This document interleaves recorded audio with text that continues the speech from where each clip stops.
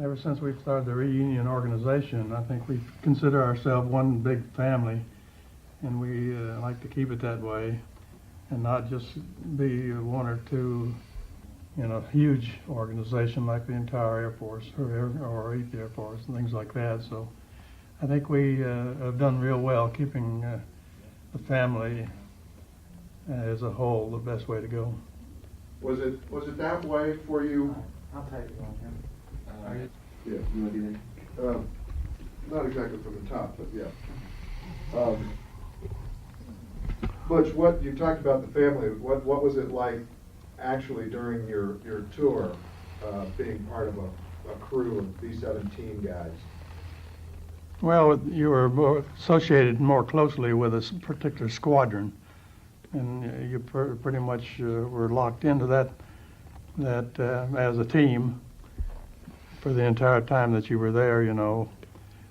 But after we became a reunion organization, then of course we feel more of a family gathering, much more than we could when we were actually in combat. Butch, what was your position on the airplane? I started out as a co-pilot, and then I was a pilot for 13 missions. And what do you think of the B-17 as an airplane? Well, it's the best, no doubt about it. Why is that? Well, it's just a very forgiving aircraft to start with, and it was relatively easy to fly, but it was very, very loyal to us as far as getting us back home. Let's pan over to Hong Kong Wilson there on the other end.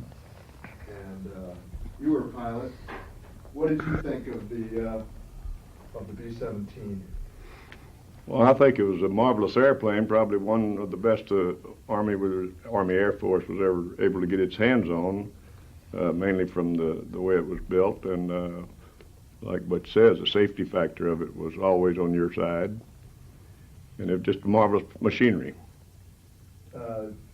What do you think its role was in how successful was its role in World War II? Well, I'm a little prejudiced, and I think probably we'd all be speaking German over here today if it hadn't been for the old B-17 piling them up over there. Can we go wide? And let me ask a question of the whole group, and anybody who wants to start, that would be just fine. Well, get your phone, man. When I look at the group of you, I can't help but think back to a time I wasn't part of, but obviously you made it through something that most of our viewers can't relate to. How do you think back to that time and your experiences on the B-17? How do you think back from today? What are your recollections, your memories? Well, my memories are that it was really something unreal that's happening to me. I couldn't believe I was there, and that it seemed unreal, and it did to most of our crew. And we were all young. We had very little experience ourselves. As a matter of fact, I suspect that very few people of our age even can relate to our experience because they didn't experience it. You had to go through the experiences we did to appreciate how the crew became so close. And it's a matter of bonding that held from then until now. The crew is closest, but the squadron next and the group next after that. Well, I recall being over there. I don't know how people felt who were actually shot down, became POW, but I never thought that I was not going to complete my tour, and I did complete it. I've often wondered about that, where all of us who completed tours thought we were going to, and the others thought they weren't going to. But certainly the plane itself was one that was probably the last bomber that you could fly by the seat of your pants. You could feel the B-17 if it skidded or wasn't quite flying in the right position. You could feel it, and you'd look around, see what was going on. But I'm glad it was over. I'm glad I had the experience, but I don't want to do it again. Right on. Me. It's that age-old saying that it's something that you wouldn't take $1 million for, but you wouldn't go through it again for $2 million. I think we have a camaraderie, or actually we have a feeling among a group when we with someone that has shared the same experience you have. There's a closeness there that other people just wouldn't understand. I don't think that.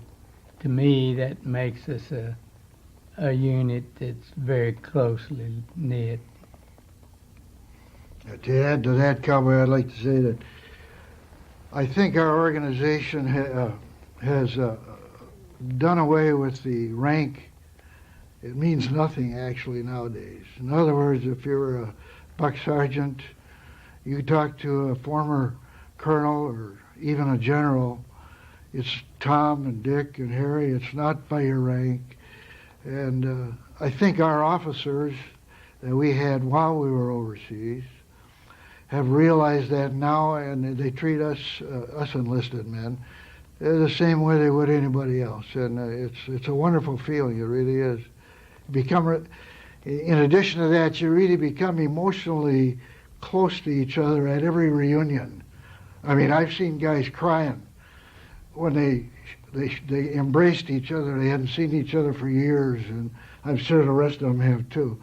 It really means something. I'm getting a kick out of the younger people today in the past 4 or 5 years, for instance, that I think they call them buffs. And I know I get calls all the time. Do you have a picture? What'd you do? Where'd you fly? What'd you fly? So on. And to me, that's quite interesting that the young people are interested in what we old guys did. Of course, we weren't old guys then. We were young things. I was co-pilot on my 14th mission, and we were attacked by fighters going into a strategic target, and I didn't realize until I found out later that we had lost 6 out of the 9 crew members, and I was very saddened by that. And I actually didn't know about it until I was repatriated from Stalag Luft 1 and found out how many of our crew did not survive that mission. Very sad. Thank you. I think when you train with your crew in the States, you fly or ride a boat over with them, they become like a family to you. You live in the same barracks. You go to town together. So you really become a family. And you are very, very close. And if you make it through it, and then in later years, I believe you really do appreciate them more than you do right after you get out of the service. Seems like the older you get, the more you appreciate the reunions and seeing your crew members. Well, I want to tell my story. I was a chauffeur for a general, and he got shot down. And I went to gunnery school for 5 days and got on a B-17, which I had never even been on one, and flew his tail gunner.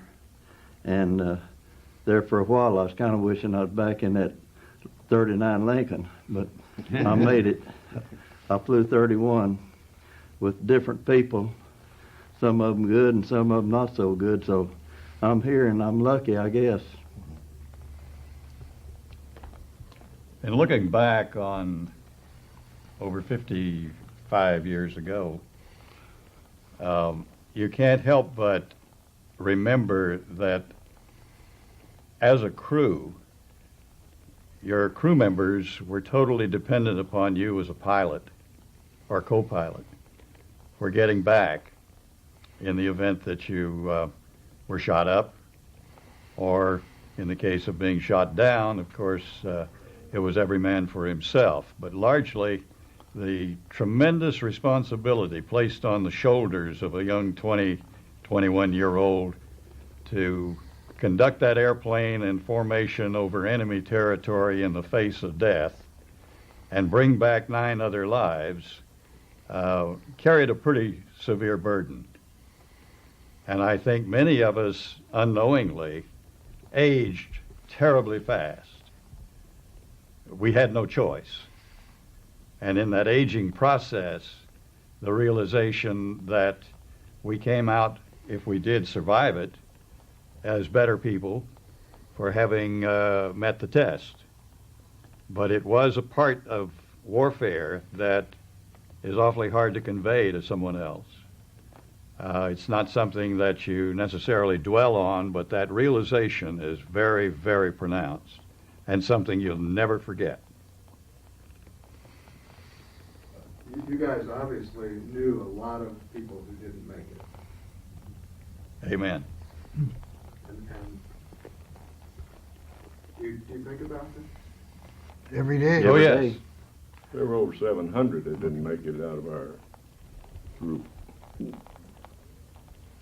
How do you remember them?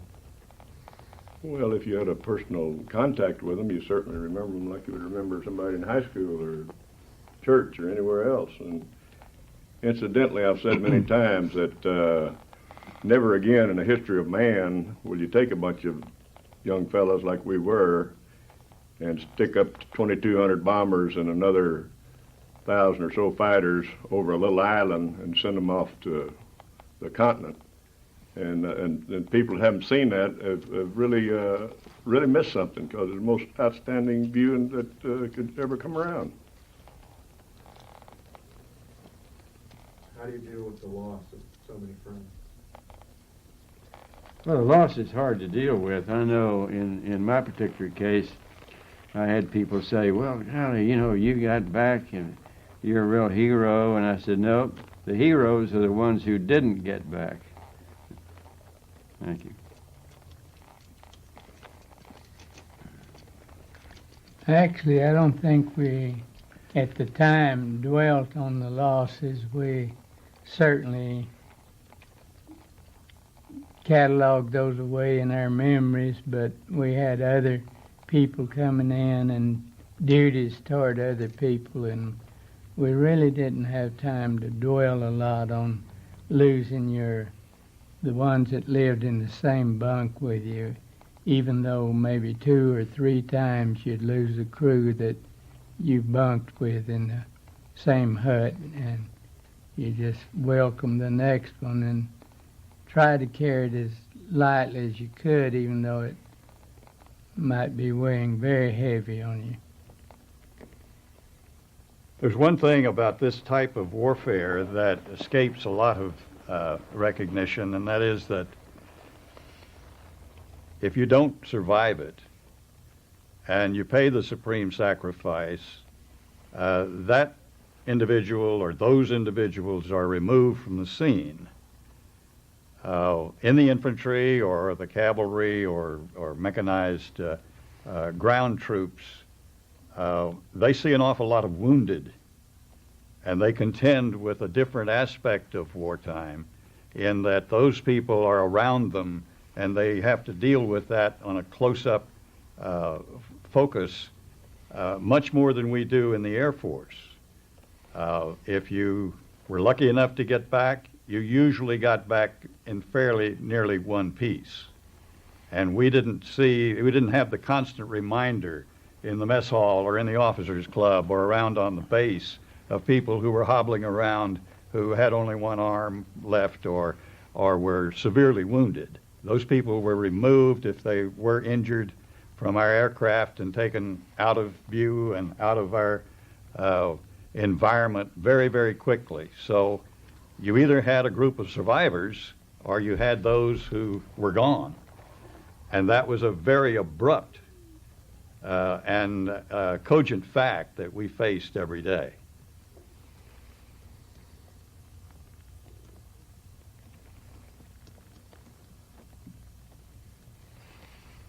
We've all had about 50-plus years to think about it when you didn't have to think about it at the time. Don't rub it in.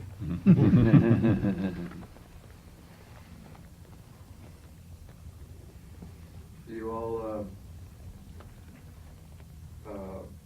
are you proud of your wartime service and I am. your experiences with the B-17? Absolutely. Talk about that. Well, we're damn sure not ashamed of it. Yeah. Let's put it that way. The British are proud of us. One thing about your war experiences, I believe it's helped me a great deal over my 50 years of living after that war. I faced a lot of difficult situations, and I faced them with a lot more confidence than I might have otherwise. You know, I had experienced some pretty tough situations, and I got through those. So other things that came along weren't quite so much of a problem that they might have been had I not been through the war. You grew up pretty fast. That's right. I think we were all proud of the job we did. We might not have been proud of the individual damage we caused someone, but we're proud that we did what was necessary to turn the tide in our favor, in the Allies' favor. I don't feel remorse about any of the things we had to do.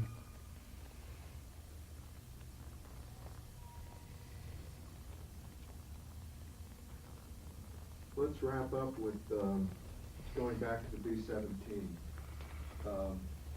If BJ had to say one thing about that airplane, what would it be? Let's start with you, Mr. Luckett. Possibly the single, if I had to capsule it into one feature or one aspect of the airplane, I would say its basic integrity. It was just almost infallible as far as being able to take punishment, still fly, still return you home, which is what you were most interested in it doing, and it delivered. I think it's flyable. It's the best word I can think for it. Say that again? Flyable. Hard to shoot down.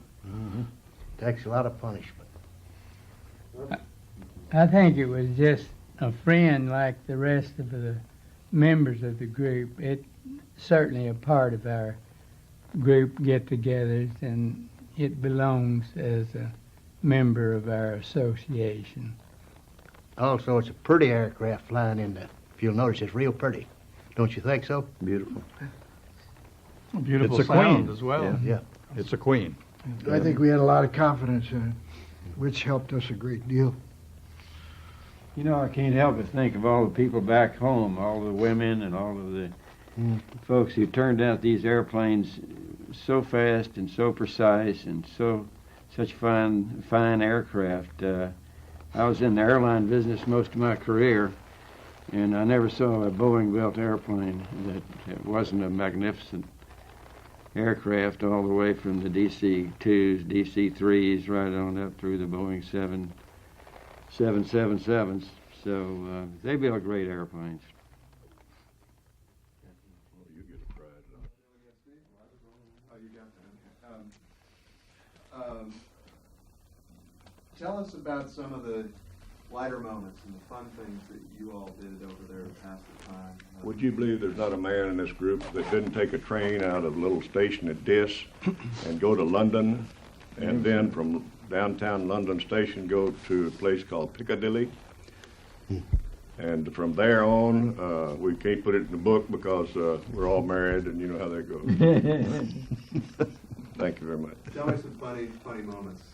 Anybody jump in. Cowboy, tell them about going to Africa. Yeah. By all means. Tell Well, them, I have the Africa story actually Yeah. direct from tell them about landing with the A donkey. Extra crewmen you had aboard there. Hey, give us the landing part of the story. There wasn't really much to the landing. We had made it successfully back, and as Hong Kong would think, it was a milk run coming back. However, having a donkey as part of the crew did have its handicaps. It was not all neat and as you would think it would be. Coming in, our engineer thought we ought to do something to announce our arrival, so he said he would fire the red flare, which would be indicating wounded aboard. He wanted me to go on the air and tell them that we had a frozen ice on it. I didn't do that. We landed, and Doc McCarthy came up and asked me, "Cowboy, what's the trouble here?" I told him without broadcasting it. I thought I had a frozen ass, and unloaded the donkey, and he went along with the joke and put it on the stretcher and carried it back to the squadron area. Any other anecdotes? Funny stories? Mo used to wake us up pretty early in the morning. You'd be outside the barracks about 4 a.m. braying away. Me or the donkey? How long that Oh, donkey the lived? donkey. How long the donkey lived? The burro. It lived Poor burro, until Poor Mo didn't make it through the winter, though. The first winter in November, he died from pneumonia. I guess that's what it was. There really weren't very many light moments, to be truthful about it. It was a very serious business, and we were hard at work at it.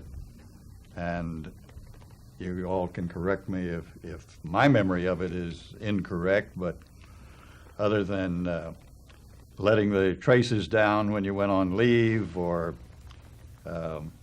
tossing a few back at the officers' club or in the clubs when you had the opportunity, that was about as light as it got. There wasn't a lot of frivolity. We had to learn how to ride those damnable English bicycles in the dark, and that got to be a little bit funny. But as far as the light moments go, they were very few and far between, as I remember. You know, I thought one thing that was a little unusual was when a bomber landed in close to the bomb dump. Y'all remember that? Crashed. Huh? He crashed. He didn't land. Yeah, crash, yeah, not land. That's in 1945, wasn't it? 45, right. And some of the bombs got hot enough they was going off, and I believe the one hospital had to Right move. there, yeah. Had to move. Anybody recall a light moment at a pre-flight briefing? I remember one at one of our, he was kind of a comical character himself, one of our squadron commanders, Bucky Elton. It was frosty, really ice all over the ground, and the crews were coming into the mess hall on their bicycles. He stood at a strategic point and greeted them all, "Good morning, have a nice fall," and right maybe 20 yards from where it was, they turned the corner, and while I was watching, every one of them fell on their bicycle, and he really enjoyed that day. Any light moments in the air? Passing time.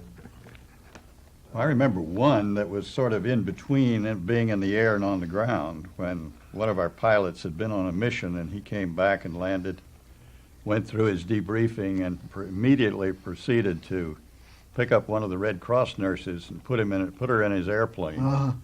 Bellish? Frank. Bellish. Bellish. And he and one other crew member were taking off, and something went awry, and they didn't get the airplane off the ground. Instead, they plowed through a farmhouse and a barn, and he totaled the airplane. And when these very few occupants started crawling out, the commanding general was standing there greeting him, ready to greet him. And there, there were an awful lot of frowns instead of very much levity about it. But it really carried the reputation throughout the 8th Air Force, I think, about the that same what he pilot- tried to pull off. That same pilot cracked up 3 airplanes, as I remember it. What did he They name said he it? had quite a bit of stock in Boeing. What did he name his planes? You remember? Hang the expense? Hang the Yeah, expense. Hang the Expense, 1, 2, and 3. Appropriate name. Didn't he become an infantry platoon leader after that? I think he was considered a German ace after the Yes. 3rd airplane, wasn't he? Yeah. Well, was there one thing that anybody could do that would guarantee to get everybody to pick on them? Was there something stupid that? The humor was pretty light, I think. I think what John was saying was very true. There weren't too many light moments. I know a few little odds and ends that happen on the interphone, but they're really not that funny. At the time, they sound a little bit funny, but when you think about it, they really weren't. Yeah, we had a crew member that had rings on his harness and rings on his chute, and he didn't know about it because he didn't get to use it. But that's a chute and a harness won't work. No snaps. No snaps. Well, we used to use the helmet liners to relieve ourselves. I know that. Then it'd freeze it up, and then when you were letting down over England, you'd crack it against the bulkhead and throw it out the window. That's not funny. Not if you got hit yet. That's nasty. We throwed it out over Germany, and we called them blivet bombs. We had one case, it might not seem so funny, but plane had seen about the last of its flying time, and they were getting ready to bail out. One man had sustained an injury. I think his shoulder had been hit.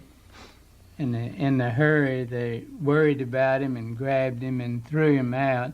Somehow or the other, he missed his parachute, and as he's going down, he prayed to the Lord that this wouldn't be the end of it. As it happened, he actually fell in Paris through the train station roof, and that broke his fall enough that he survived, and with really just his injured arm about all that kept him. After 2 or 3 weeks, he was alive. And we weren't really bombing the train station that No. day. Yeah, not With a body. intentionally. I have a question. Chad has a question. Are you guys, since you work together as a crew, do you ever prop each other up? Is there any times where the fear the fear was present enough to where you could buck each other up, help each other out emotionally? Or did you just ignore the fear? We didn't ignore the fear, but I don't believe that there was ever a time that anyone on my crew felt the need for being bucked up. We all were able to sustain ourselves. I'm sure there were other cases. We were talking to Lucky earlier, and he talked about the first time that a fighter, comes up and you see him, and he described it to those of us that have never done this as it might be the ceiling driving down the highway, and suddenly you notice that somebody's in your lane coming straight at you. Any thoughts on the fear factor? I didn't say that we weren't afraid, but what I said was we didn't need to have the reassurance of our fellow crew members. We were all afraid. That's for sure. I think my own self, the biggest thing that I had back in me seemed like was my guns, or my gun, whichever. I mean, long as my gun or guns would shoot, I felt confident. And I mean, I had a lot of respect for them, and long as I could shoot, I thought I was all right. And my waist gunner, I was right waist gunner on that crew, but my left waist gunner had helped me sometimes. If he didn't have anything happening over there, he'd come over and tell me how to lead him or whatever to do, and I'd done the same thing for him. And we may have shot some down, but we didn't claim them. I think what you're getting at, though, is the psychological impact of the experience, and certainly it took a very heavy toll on some individuals. some of which we would observe.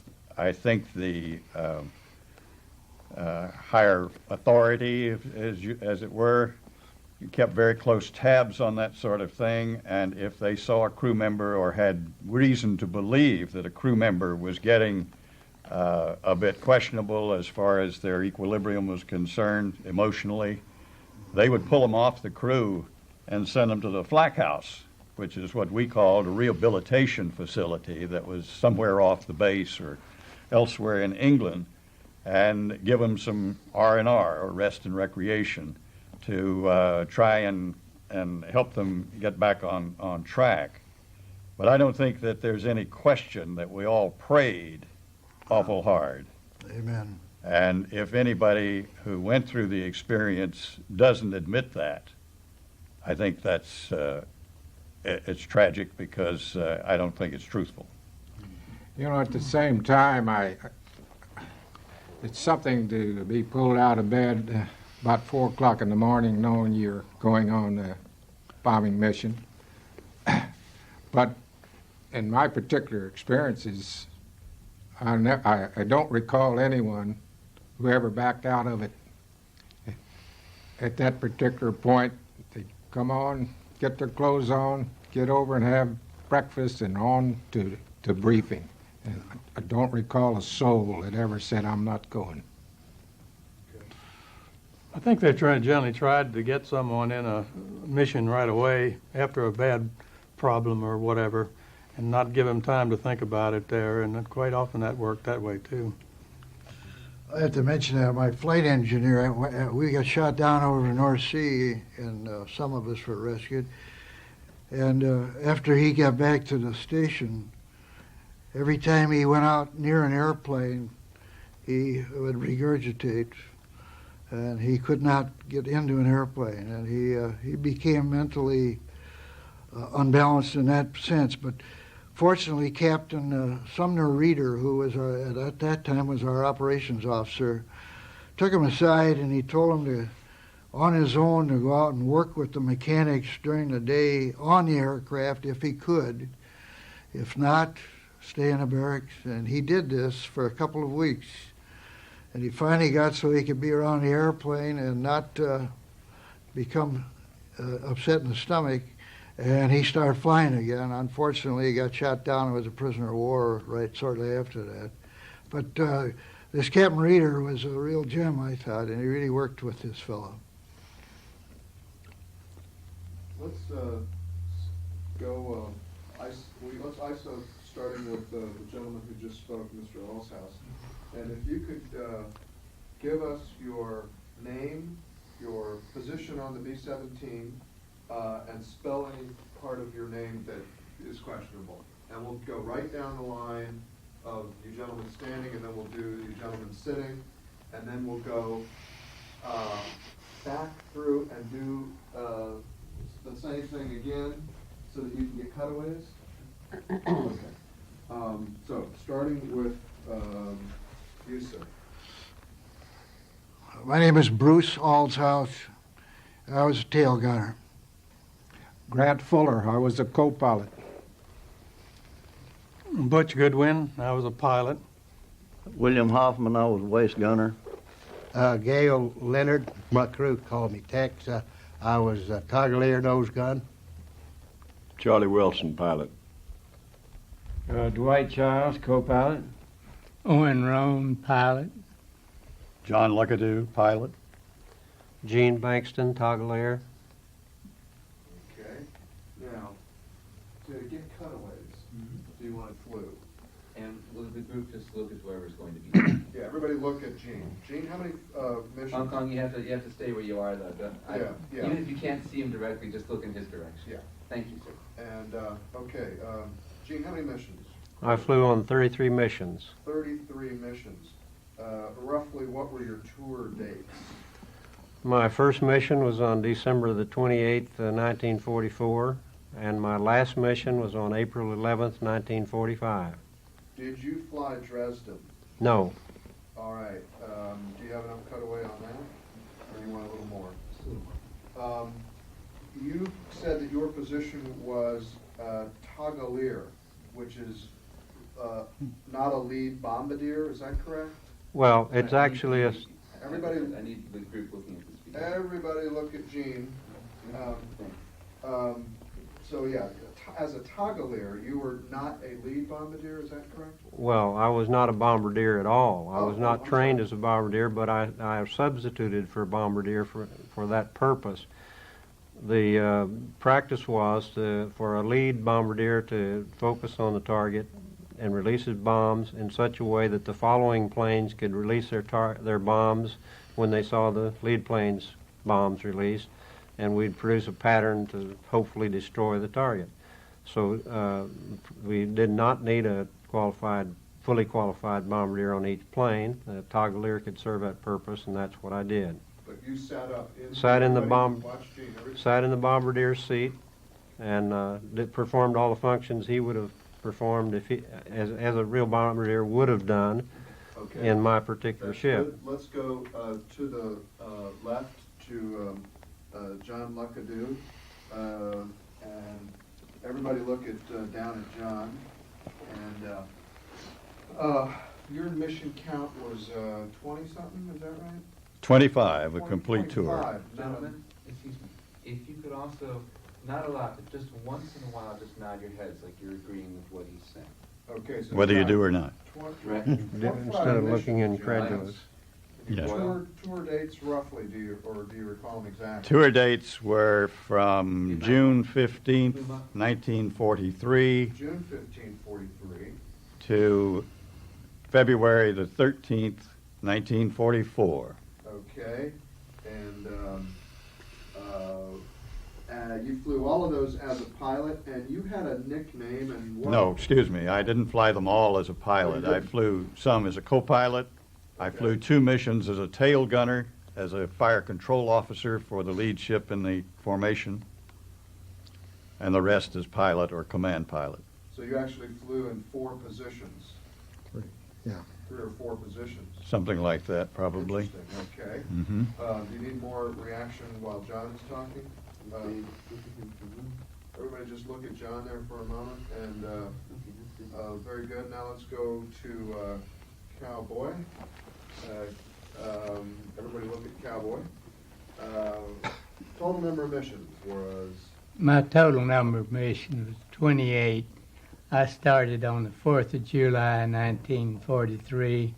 My 28th mission was flown February the 29th, 1944.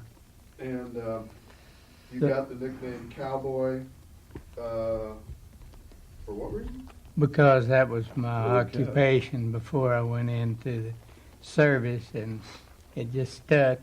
I flew all my missions as pilot. As pilot, okay. Hong Kong, could you just sort of look in Lucky's direction, even if you can't see him directly? I'm sorry, not Lucky, Cowboy. Cowboy. Yeah. Hmm. All right, and I don't know how I could mix that Cowboy, up. when you came back, did you work as a cowboy again? Or you didn't work as a pilot, did you? N- I stayed in the Air Force. I worked as a pilot for about 10 years, then I went into electronics countermeasures and did the rest of my tour in that respect. I still flew as pilot and as electronics countermeasures observer. Now let's go to the next gentleman wearing the jacket that says Plucky. Plucky. Again, sir, was Dwight Childs, Dwight. Chiles. Chiles. And what was your position? I was co-pilot Oh, co-pilot for the whole tour? for all of my tour. And how many missions was that? I got shot down on the 14th mission, so that was my last. And what happened to you then was you went POW? Yes. And how long were you POW? A little over 9 months. 9 months. Were you repatriated, or did you? We were released by the Russian army.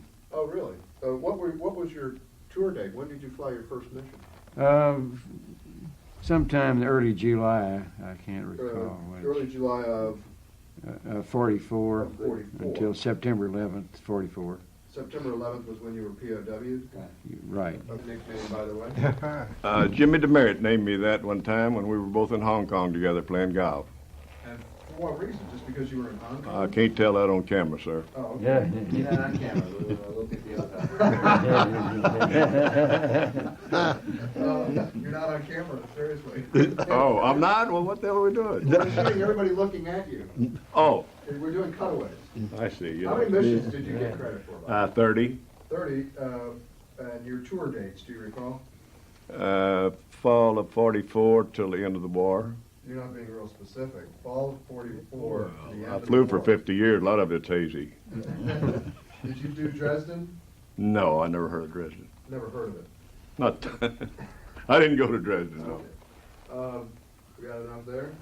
Okay, the next gentleman. I don't know if we need to do all the back row, I think if we do the gentleman in the center, but. Okay, let's do Butch. In other What's words, But everybody look at Butch. Okay. Okay. Butch, how many missions did you get credit for? 34. Why was it 34? Were you shooting for 35, or was your goal 30 or 25? My goal was 25. Why'd you do 34? When I got to 24, they raised it to 30. When I got to 29, they raised it to 35. Finally, they decided that I was qualified to go home after 34. That's hysterical. But I stayed over there another year in engineering and then flew one of the birds home. You So must have felt like they were moving the goal line on you. yeah, I thought it was a little unfair. Yeah. I'll bet. Man, that's like raising the bar every time you get close. Right, right. Oh gosh. When were your tour dates? Just FYI. The 2nd of June, 44, to about the 1st of October, 1 October of 44. 40. Boy, you flew a lot of missions in a short amount of you time. got your year. No, you- 40. Haven't 45, wasn't it? A lot of us get No, this way. okay. When you completed? You started in 44 and finished in 44?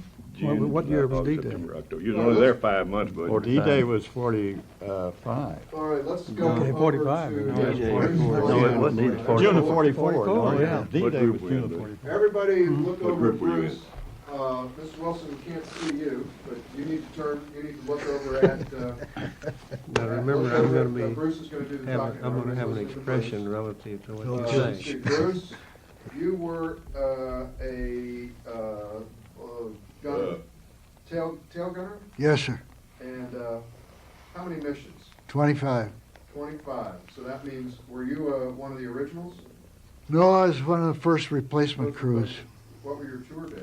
Tour dates, let's see, we started flying first mission 22nd of September 43, and March 6, 1944 was my last mission. That last mission, that's Berlin, right? That was one of the roughest ones of all, yes. And that was your 25th? Yes. How come you didn't get out of that one? Because I had to go. Well, hold on. I had one to go, and that was it. I thought on your 25th they might cut you a little slack. Well, nobody cut anybody slack at that time. All right. There wasn't enough people around.